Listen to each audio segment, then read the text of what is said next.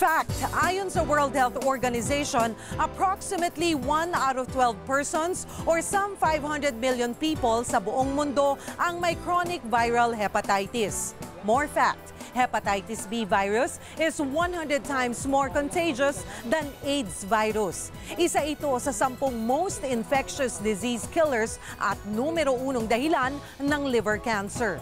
At ang mas nagkatatakot na balita, halos 60% na raw ng populasyon ng Pilipinas ngayon ay infected na ng Hepa B virus, samantalang 10% ang mayroon ng chronic at active hepatitis B. Hahayaan mo bang makasama sa bilang na ito ang iyong mahal sa buhay? Samahan ninyo ako alamin ang isang sakit kung saan pakay ang ating atay.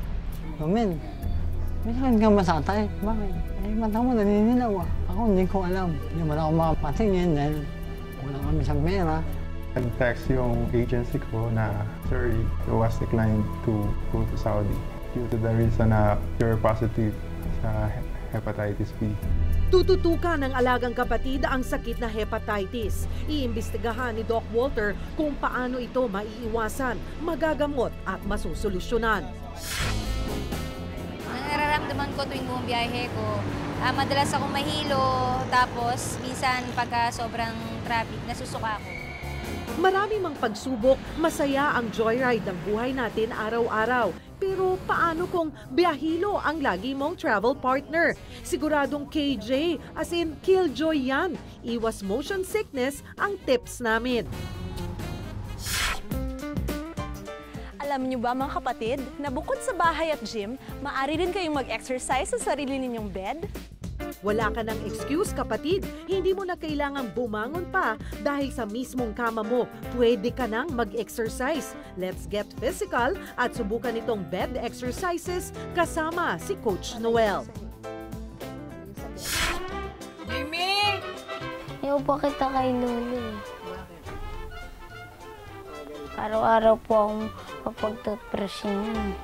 Pag pumapasok yung kanin sa ipin ko, tsaka po pag kumakain ako ng matitigas, po, kumikirot po.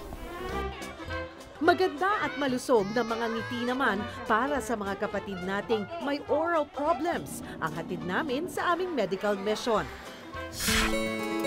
At may magandang balita rin tayo para sa mga kapatid nating may psoriasis. Ang Sorfil ay binubuo ng mga pasyente na mayroong mga psoriasis. Hinahambing namin sa bawat isa yung mga karanasan namin, pati yung aming mga hopes and dreams.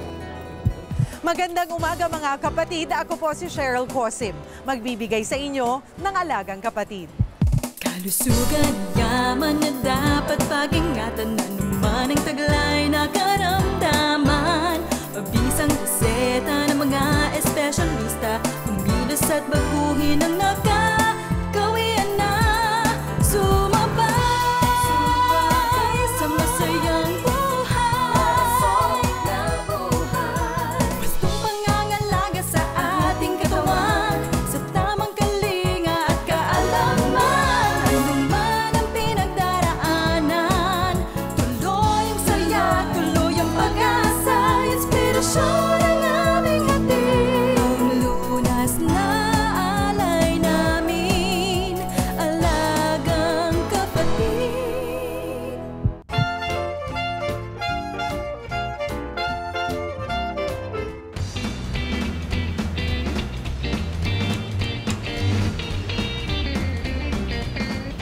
Pinapara ba yan? Sabi nga nila, hindi kung saan ka papunta, kundi kung papaano ang biyahe ang higit na mahalaga. Tama!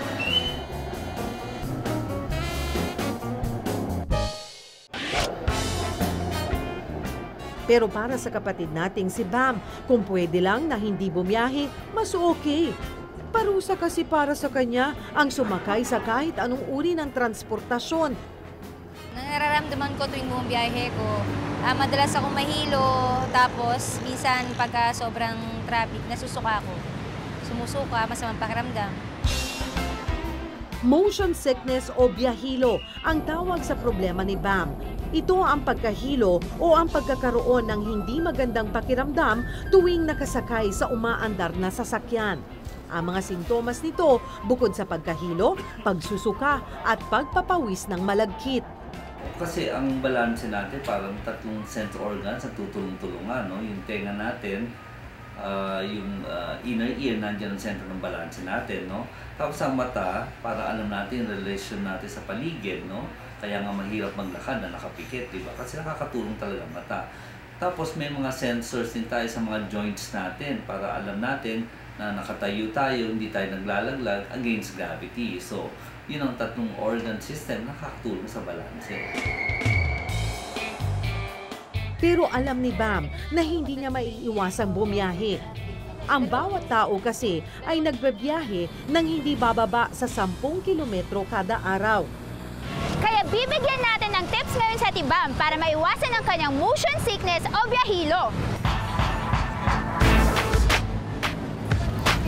Hi Ate Bam!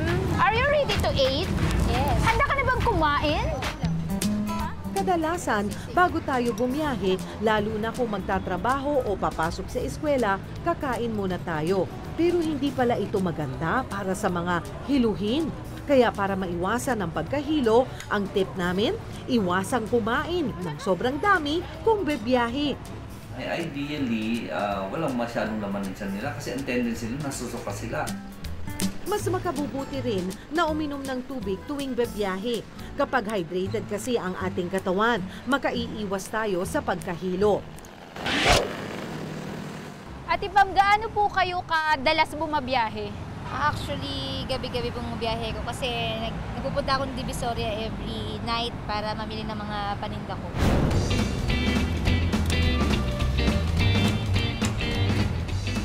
Tuwing babiyahe at sasakay ng sasakyan, ang aming tip, piliing umupo sa upuang katabi ng driver. Ito kasi ang pwesto sa sasakyan na hindi maalog. Pag maalog ang sasakyan, siyempre, di ba, lalo na sa puwetan ang sasakyan, mas matalbog doon. So, maganda pa rin, halimbawa sa bus, sa harap ka uupo. Maling gawain nating mga biyahero ang magbasa o kaya'y mag-text habang umaandar ang sasakyan. Pero mga kapatid, nagiging dahilan din ito ng pagkahilo. Sinasuggest natin, huwag magbabasa habang nasa sasakyan, no? Lalo na sa makalong na sasakyan, ba? Nasa kotse ka, no?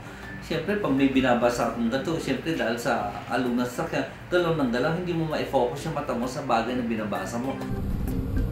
Kaya naman ang aming tip, kaysa magbasa o mag-text sa biyahe, ipikit at ipahinga na lang ang mga mata.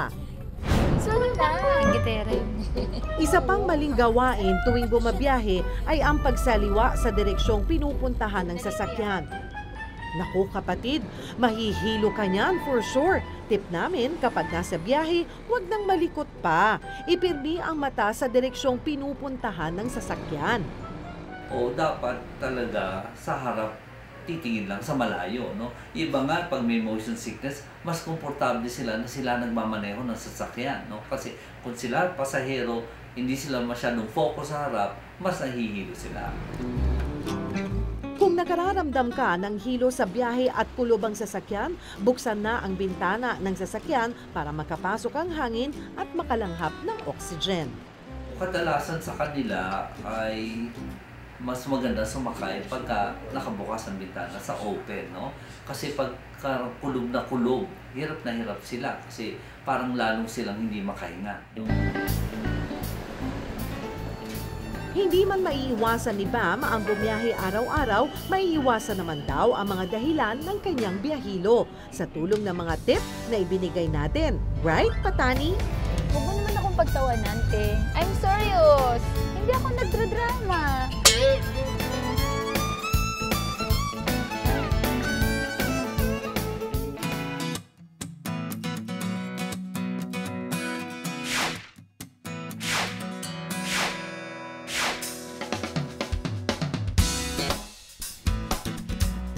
Alam niyo ba mga kapatid, na bukod sa bahay at gym, maaari rin kayong mag-exercise sa sarili ninyong bed? Yan ang mga exercises na ituturo ko sa inyo ngayong araw. Reach up, start your day right at gisingin ang katawan. Umpisahan natin sa beginning stretch. Roll ng wrists at ankles, paloob, tapos palabas. Reverse direction lang. Taas ang isang paa at yakapin ang tuhod papunta sa chest. So, sinestretch natin yung legs natin at saka ino-warm up natin yung arms. So, palit tayo sa kabilang paa. Sunod natin ang bridge at minimal crunch para ma-warm up ang likod at tiyan. At unti-unting iaangat ang hips. Angat ang hips. So, ang safety dyan, squeeze lang yung glute muscles, so yung muscle sa puwet para suportado yung hips pataas. So may stretch ito dito sa hip flexors at nawa-warm up din ang mga quadricep or leg muscles. Tatak yung chin, titingin sa hita, tapos unti-unti nga angat ang shoulders palayo sa kama. So nakakontract ang abs habang umaangat ng unti-unti. Let's do the hip stretch next para ma-workout naman ang balakang. Roll nyo yung isang tuhod palabas, unti-unting ibaba ang hip at hita. Tapos yung kabilang leg, naka-squeeze pa rin, tama, para nakaangat yung hip. So ito yung magbubukas ng hip flexors at inner thighs. Balik. Kabilang side naman.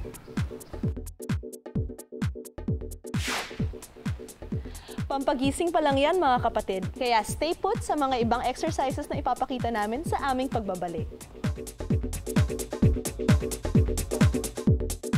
Susunod, Samahan ninyo ako alamin ang isang sakit kung saan pakay ang ating atay. Men, minsan ka masatay. Bakit? Mata mo naninilaw ah. Ako hindi ko alam. Hindi mo na ako makapatingin dahil wala kami siyang pera. Nag-text yung agency ko na, sir, you was declined to go to Saudi due to the reason na you're positive sa hepatitis B.